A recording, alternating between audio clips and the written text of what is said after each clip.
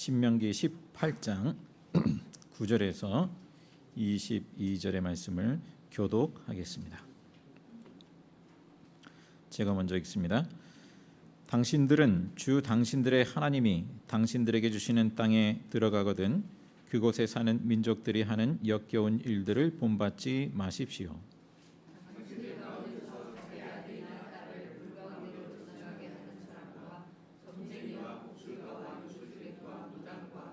주문을 외우는 사람과 귀신을 불러 물어보는 사람과 박수와 혼백에게 물어보는 사람이 있어서는 안 됩니다.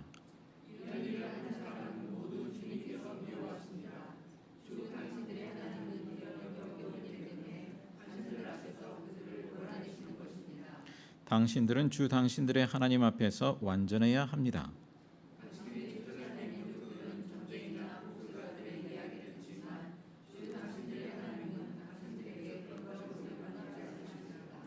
주 당신들의 하나님은 당신들의 동족 가운데서 나와 같은 예언자 한 사람을 일으켜 세워 주실 것이니 당신들은 그의 말을 들어야 합니다.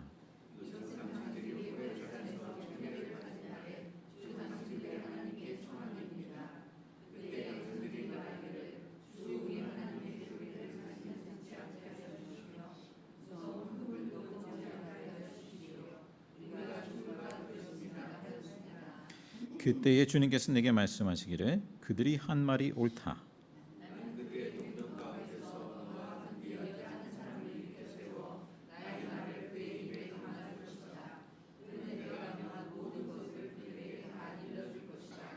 그가 내 이름으로 말할 때 내 말을 듣지 않는 사람은 내가 벌을 줄 것이다.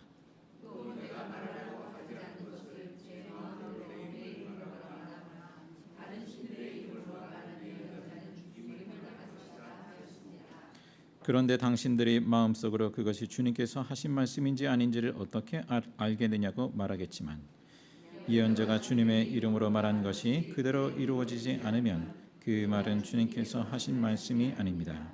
그러니 당신들은 제멋대로 말하는 그런 예언자를 두려워하지 마십시오. 아멘. 자, 오늘은 어제 본문이죠. 어제 아침 묵상 본문을 중심으로 해서 주님의 말씀에 귀 기울여 보고자 합니다. 오늘 본문의 말씀은 가나안 땅에서 이방의 우상을 섬기지 말라는 그 경고의 말씀을 담고 있죠. 가나안 족속이 행하는 일들을 여러 가지를 열거하고 있습니다. 여기 본문에 보시면 자기 아들이나 딸을 불가운데로 지나가게 하는 사람, 또 점쟁이, 복술가. 여기 복술가는 뭐 여러 가지가 있었던 것으로 보입니다. 예를 들자면 그 희생 짐승으로부터 간을 꺼내서 간을 관찰해서 이제 점을 치는 거예요. 또 죽은 자의 영혼에게 묻거나 또 화살통으로 뭐 이제 거기서 이제 뽑은 화살을 이용하는 점을 치거나 등등 그러한 것이 있었다고 합니다. 또 요술객, 뭐 기름점을 치기도 한다고 합니다. 물과 기름이 섞여 있는 그 모양을 보면서 이제 점을 치기도 하고, 무당, 또 주문을 외우는 사람. 주문을 외우는 경우의 사례를 보면 이제 뱀에게 주문을 외우는 경우가 있죠. 네, 뭐 인도에서도 그렇고 하여튼 뭐 그런 경우들이 예를 들 수 있다라는 것이죠. 귀신을 불러 물어보는 사람, 박수, 혼백에게 물어보는 사람 등등. 자, 이러한 사람에 대해서 12절의 말씀에 보니까 이런 일을 하는 사람은 모두 주님께서 미워하십니다. 주 당신들의 하나님은 이런 역겨운 일 때문에 당신들 앞에서 그들을 몰아내시는 것입니다. 했어요. 자, 땅의 주인은 하나님이시죠. 하나님께서 역겨운 일들을 행하는 말하자면 세입자입니다. 세입자를 그 땅에서 몰아내시는 거죠. 자, 과거에 우리나라도 뭐 이와 다르지 않았어요. 뭐 오늘날과 또 별개는 아닙니다만 어쨌든 과거에 여러 귀신 숭배를 많이 해왔습니다. 그 1900년대 전후반에 그 우리나라에 와서 선교 활동을 했던 게일이라는 선교사가 있는데 그가 이제 쓴 전환기의 한국이라는 책이 있습니다. 1909년에 발행된 책인데요. 1900년대 말 한국의 종교에 대해서, 그러니까 그 전후에 한국의 종교에 대해서 이렇게 기록하고 있습니다. 한국의 종교는 특이한데 조상 숭배, 불교, 도교, 신령 숭배, 점, 마술, 풍수지리, 점성술, 주물숭배 등이 뒤섞여 있다. 용이 중요한 역할을 하고 악령이나 자연신이 넘쳐나고 도깨비가 수없이 많아 온갖 장난을 치고 망자의 신령이 도처에 존재하며 불멸하는 유령들이 돌아다니고 산, 나무, 강, 질병, 지하, 천상의 인격체들이 존재한다. 자, 이렇게 기술하고 있습니다. 그러니까 여러 귀신들을 섬기고 일종의 혼합주의죠. 그 사람이 불교로 하든 도교로 하든 유교로 하든 그 저류에는 그 샤머니즘, 그 뭐죠? 신령 숭배가 그 저변에 깔려 있다라는 것입니다. 공통적으로 다 혼합되어 있어요. 자, 이를테면 유교 교육, 이제 조선 시대는 유교 시대 아닙니까? 가장 주된 종교가 유교 교육을 받은 남편이 아내를 이제 불교 사찰로 보내서 자식을 위해서 기도하도록 하고요. 또 병이 들면 무당이나 점술가를 찾아가는 거예요. 부르는 거예요. 뭐 그런 식으로 다 뒤섞여 있다는 것이죠. 뭐 오늘날에도 그런 영향들이 없지 않지요? 뭐 손 없는 날 골라서 이사 다니고 이제 그러한 것이 이제 대표적이라 할 수 있겠습니다. 그러니까 악귀가 없는 날, 악귀가 날짜에 따라서 동서남북으로 돌아다니면서 막 이제 그야말로 회방을 하고 난리를 친다는 것이죠. 그래서 이런 여러 가지 그 종교 현상들을 보면서 선교사들이 이제 한국 땅에서 한 일이 뭐냐 하면 예수를 믿기로 결심하면 뭘 치웁니까? 그 집집마다 가택 신이 있어요. 집집마다 모시는 신이 있어요. 그 가택 신, 그리고 신령에게 바치는 뭐 그리고 이제 뭐 어떤 신통력이 있다고 하는 주물, 어떤 물건이죠. 거기에 어떤 신통력이 있다라고 여기는 것들을 다 태우도록 했습니다. 그와 같은 행위를 통해서 이제 과거와 단절하게 하는 것이죠. 그리고 한 분 하나님 외에는 다른 신을 섬겨서는 안 된다. 뭐 십계명의 첫 번째 계명이죠. 그 말씀을 전했습니다. 그리고 뿐만 아니라 이 선교사들은 실제로 이 귀신이 쫓겨나는 사례들을 많이 보게 됐습니다. 한국 땅에서. 오히려 한국 땅. 그러니까 미국이나 캐나다나 이제 그런 데서 주로 선교사님들이 왔는데 거기서는 그런 실제 현장을 보지 못했어요. 그래서 선교사들 중에는 이 복음서에 나타난 그 귀신을 쫓아내는 그런 현상들이 예수님 당시에는 있었지만 지금은 없어. 뭐 이런 식으로 이해를 한 선교사들도 많이 있었는데 우리 땅에 와서 보니까 복음서에 일어나는 그 마귀를 쫓아내는 귀신을 쫓아내는 그러한 현상들이 그대로 일어나더라는 것입니다. 그 실제를 보면서 다시 본인의 관점을 바꾸게 된 것이죠. 게일 선교사가 다음과 같이 증언을 합니다. 선교사는 성경과 거기에 적힌 마귀에 관한 이야기를 가지고 이 세상에 들어간다. 그것을 읽는 한국인은 즉시 매력을 느낀다. 신약 성경에는 수많은 마귀들이 등장하지만 그것들은 모두 추방되었다. 지금까지 한국 역사에서 사람들은 마귀의 세계가 혼나게 얻어맞는 광경을 본 적이 없다. 이 기적을 행하는 이는 전능하다. 그는 참으로 모든 죄수에게 자신을 받아들이는 모든 자에게 형 집행을 유예시켜주고 지옥에서 나가게 풀어주었다. 전국 방방곡곡에서 귀신에 들린 자들을 위한 기도가 예수의 이름으로 올라가고 그들은 구원을 얻는다. 병 낫기를 위해서 기도하면 병자가 낫는다. 가난한 자를 위해 기도하면 하나님이 쓸 것을 보내준다. 자, 이렇게 실제의 현장들을 목도하면서 선교사님들이 오히려 본인들의 그 관점을 바꾸게 됐습니다. 자, 예수님이 하신 일이죠. 동시에 선교사들이 이 땅에 와서 하게 된 일이 바로 예수의 능력으로 예수의 이름으로 마귀의 일을 멸하는 것이었어요. 요한일서 3장 8절의 말씀을 읽어드리면 죄를 짓는 사람은 악마에게 속해 있습니다. 악마는 처음부터 죄를 짓는 자이기 때문입니다. 하나님의 아들이 나타나신 목적은 악마의 일을 멸하시려는 것입니다. 자, 마귀의 일을 멸하시려는 것이 예수님이 오신 목적이다라는 것이죠. 또 선교사들이 행한 일이기도 합니다. 자, 오늘날에는 어떤가요? 선교 초기만 아니라 오늘날에도 마귀가 역사해요. 예수님을 시험했듯이, 예수님을 시험해요. 그죠? 광야에서 시험했듯이 마귀가 우리를 시험하고 유혹을 합니다.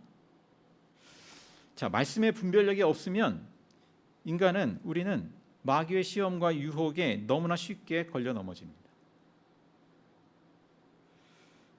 시험에 들지 않도록 깨어서 기도하라. 예수님 말씀하시잖아요. 뒤집어 말하면 뭔가요? 깨어서 기도하지 않으면 시험과 유혹에 걸려 넘어지기가 쉽다라는 것이죠. 사도 바울은 에베소서 4장 27절에 이렇게 권면합니다. 악마에게 틈을 주지 마십시오. 틈을 주지 마십시오. 틈이라고 하는 것은 달리 말하면 기회를 주지 말아라. 악마에게 기회를 주지 말아라. 또 달리 말하면 거주하는 장소를 주지 말아라 하는 겁니다. 그러니까 악마가 우리 안에 들어와서 거주하는 장소를 삼게 하지 말라는 것입니다. 그 내용이 그 앞뒤의 내용을 보면 이래요. 어떻게 틈을 준단 말인가? 26절, 좀 전에 27절 읽었는데 26절에 보면 화를 내더라도 죄를 짓는 데까지 이르지 않도록 하십시오. 해가 지도록 노여움을 품고 있지 마십시오. 그랬어요. 틈을 준다는 것이죠. 그것이. 또 31절로 가보면 모든 악독과 격정과 분노와 소란과 욕설은 모든 악의와 함께 내버리십시오. 그랬어요. 자, 그러한 것들이 악마에게 틈을 주는 것이다. 요한복음 13장 2절에 보면 가룟 유다의 이야기가 나옵니다. 6월절 최후의 만찬 장면이죠. 저녁 먹을 때 악마가 이미 시몬 가룟의 아들 유다의 마음속에 예수를 팔아넘길 생각을 불어넣었다. 달리 표현하면 심어두었다. 자, 악마가 예수를 팔아넘길 생각을 심어넣었어요.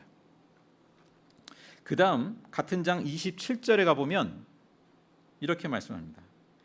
그가 빵 조각을 받자, 예수님이 빵 조각을 건넸어요.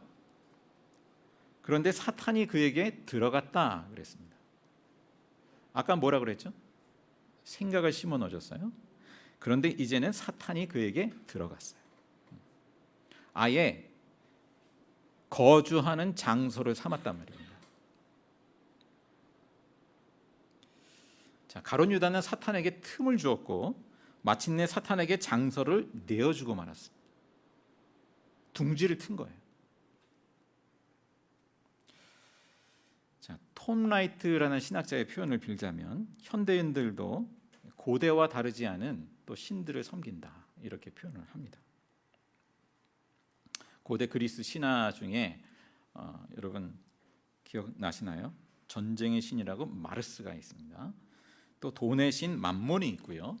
또 어떤 성적인 그 사랑의 여신 아프로디테가 있습니다. 이 신들이 여전히 현대인들에게 우상으로 작용하고 있다는 것이죠.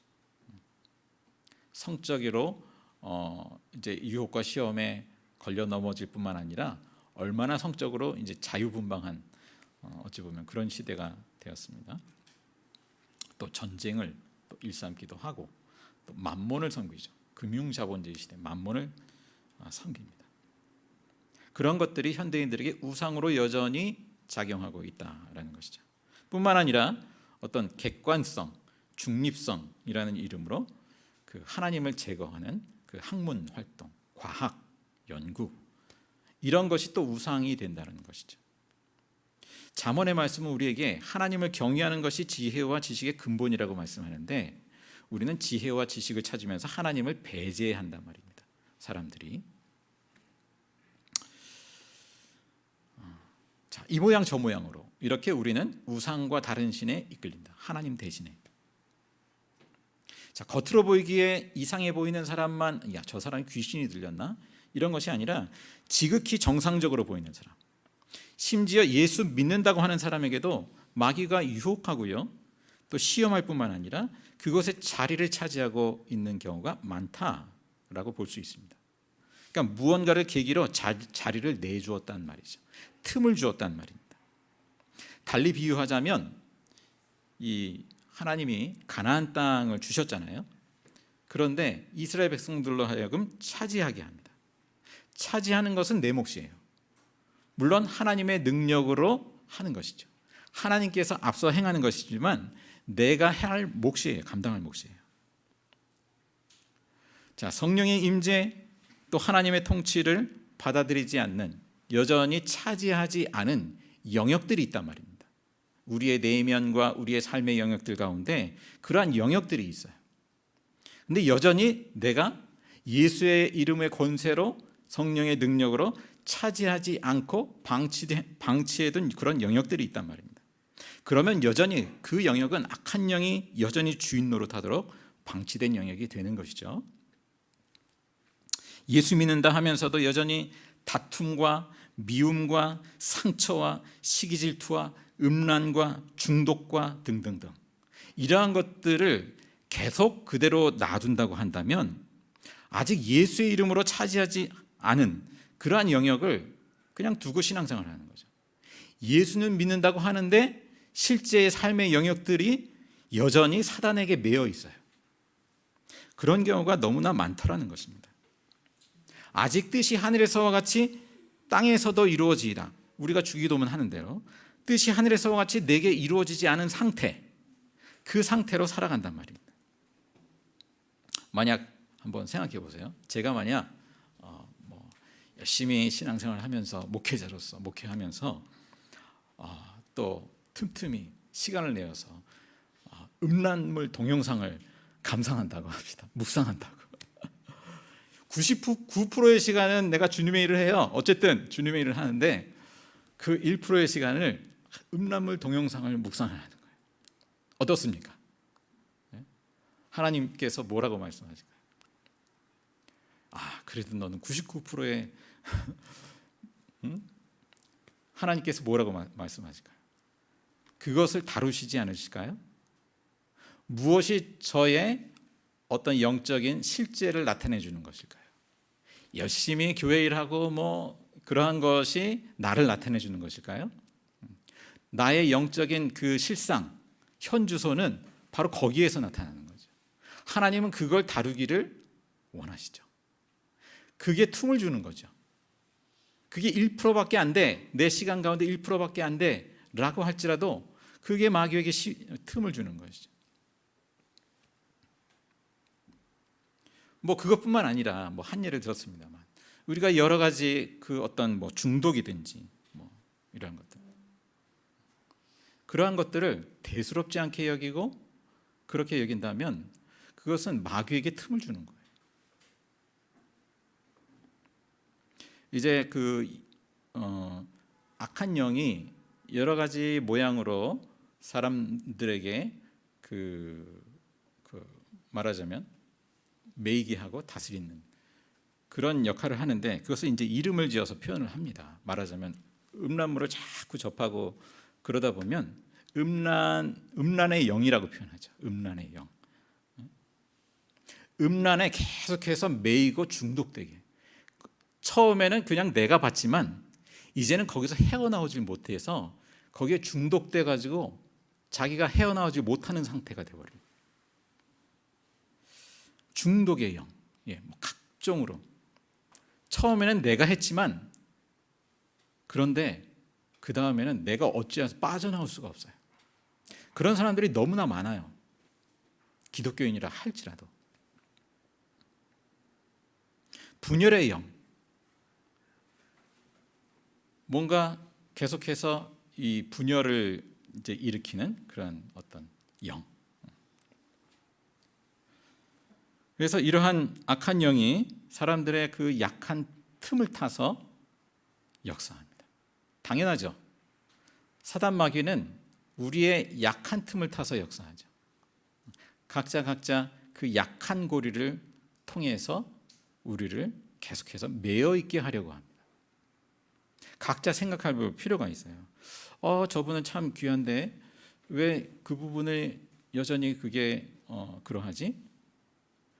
그런 부분들이 만약에 있다고 한다면 그것은 여전히 매여 있단 말이죠. 자, 그 많은 현상들의 근본적인 원인이 뭘까? 원인이 뭘까? 그것이 뭐 조금 뭐 이렇게 거슬러 올라가면 과거에 어떤 자신에게 겪었던 어떤 막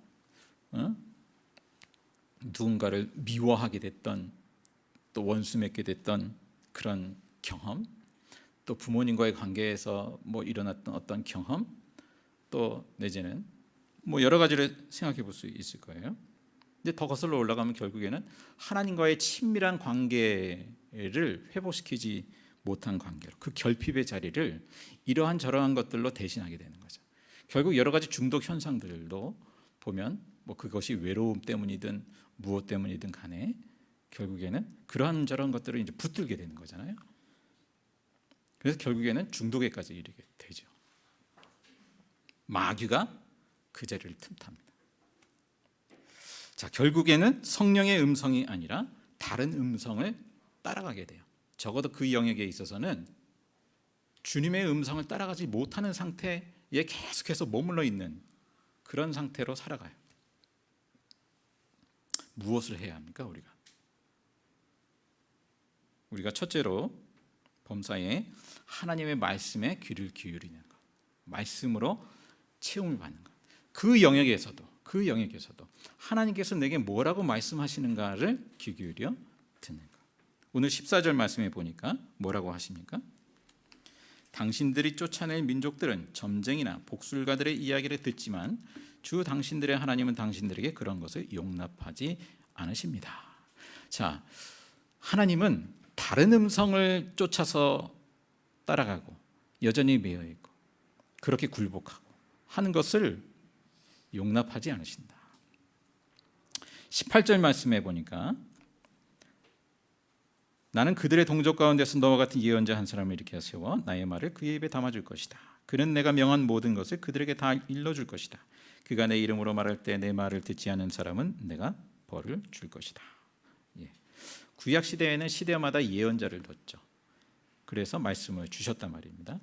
물론 계명도 있고 기록된 율법도 있고 그럽니다만, 자, 예언자는 하나님이 말하라고 하신 것만을 말해야 했어요. 선포해야 했어요. 만약 제 마음대로 하나님의 말씀이 아닌 것을 전하면 혹은 다른 신들의 이름으로 말하면 죽임을 당할 것이다. 그 책임의 그 무게감을 느끼게 해주는 말씀이죠.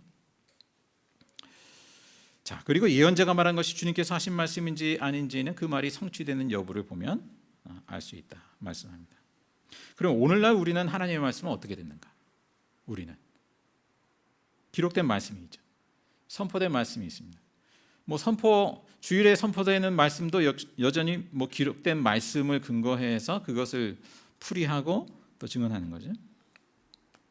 성령 강림 이후로는 믿는 사람들에게 성령께서 임재하셔서 말씀을 일깨우시죠.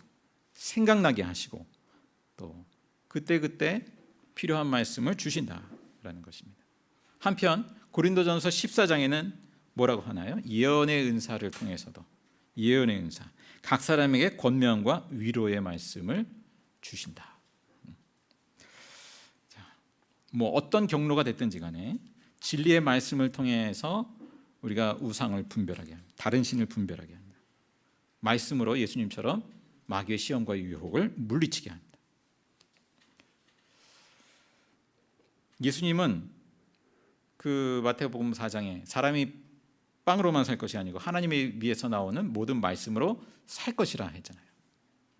반대로 말하면 사단은 어떻게 우리를 시험하나요?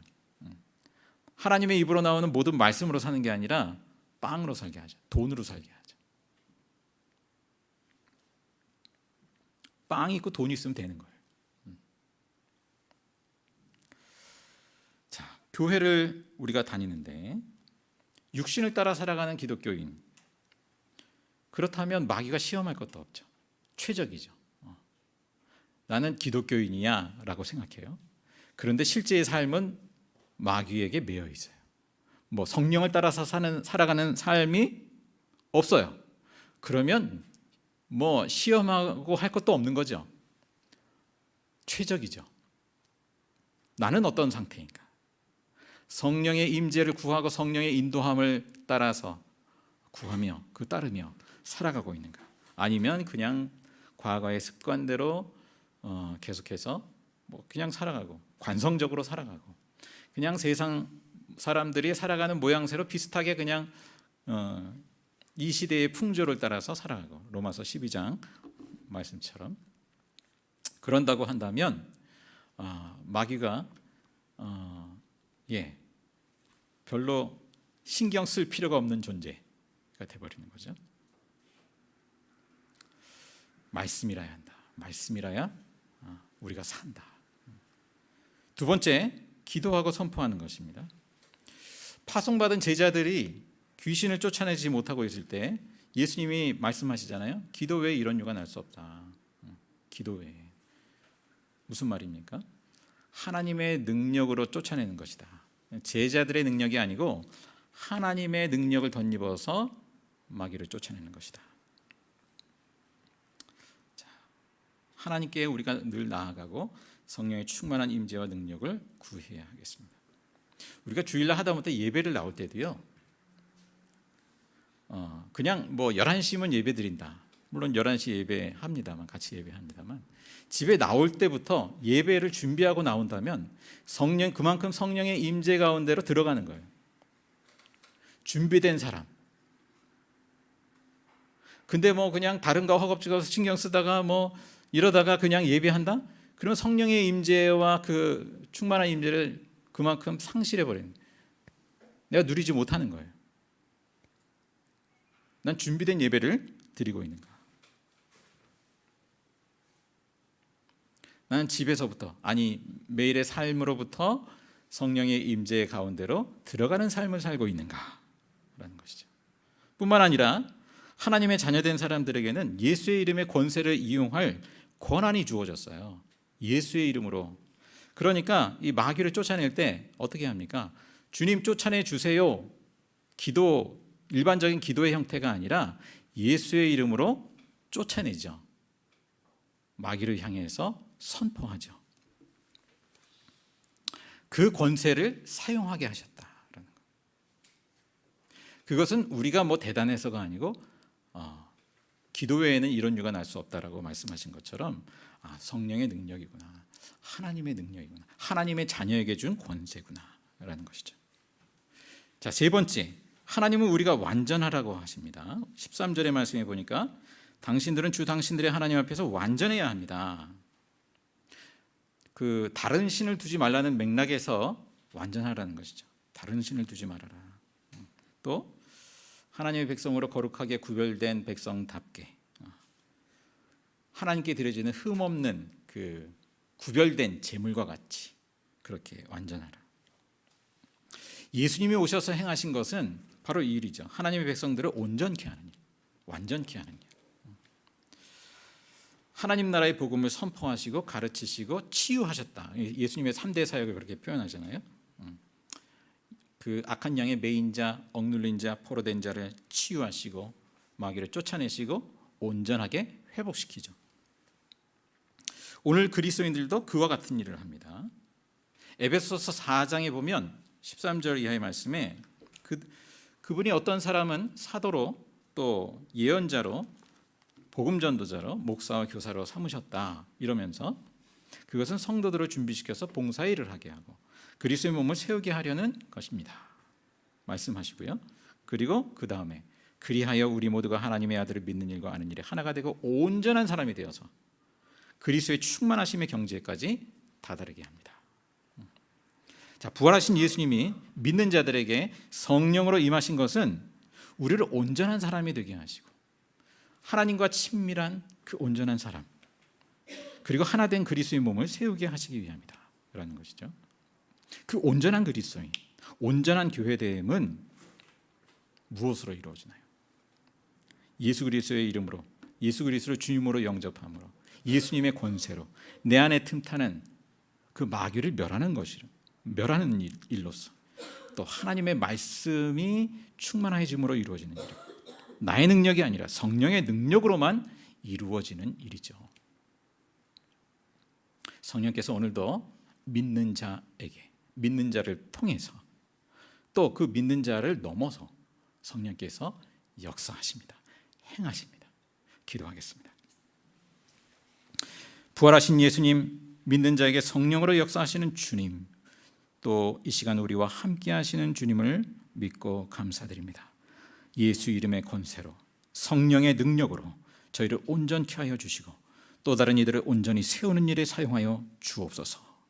주님, 날로 매일의 삶 가운데 성령의 임재와 인도하심을 따라 살아가는 진정한 그리스도인으로 살아갈 수 있도록 저희들을 일깨워 주옵소서. 감사드리며 예수님의 이름으로 기도합니다. 아멘. 이어서 주님 가르친 기도로 함께 기도하겠습니다. 하늘에 계신 우리 아버지, 아버지의 이름을 거룩하게 하시며 아버지의 나라가 오게 하시며 아버지의 뜻이 하늘에서와 같이 땅에서도 이루어지게 하소서. 오늘 우리에게 일용할 양식을 주시고 우리가 우리에게 잘못한 사람을 용서하여 준 것 같이 우리 죄를 용서하여 주시고 우리를 시험에 빠지지 않게 하시고 악에서 구하소서. 나라와 권능과 영광이 영원히 아버지의 것입니다. 아멘.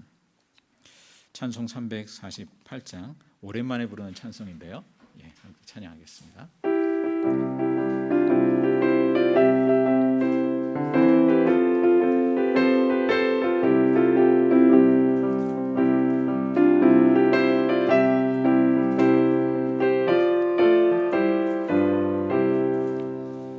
마귀들과 싸우지라 죄악 벗은 형제여, 담대하게 싸우지라 적이 악한 적병과 심판날과 멸망의 날 내가 섰는 널 앞에 곧 다가오리라. 영광 영광 할렐루야, 영광 영광 할렐루야, 영광 영광 할렐루야. 곧 승리하리라. 마귀들과 싸우지라 죄악 벗은 형제여, 고함치는 무리들은 흉한 마귀 할인과 무섭고도 더러운 죄 모두 떨쳐버리고 주에서 붙들라. 영광 영광 할렐루야, 영광 영광 할렐루야, 영광 영광 할렐루야. 곧 승리하리라. 마귀들과 싸우지라 죄악 벗은 형제여, 고저 예수 그리스도 그 심판을 벌리고 너를 도와주시려고 서 기다리시니 너서 나오라. 영광 영광 할렐루야, 영광 영광 할렐루야, 영광 영광 할렐루야. 곧 승리하리라.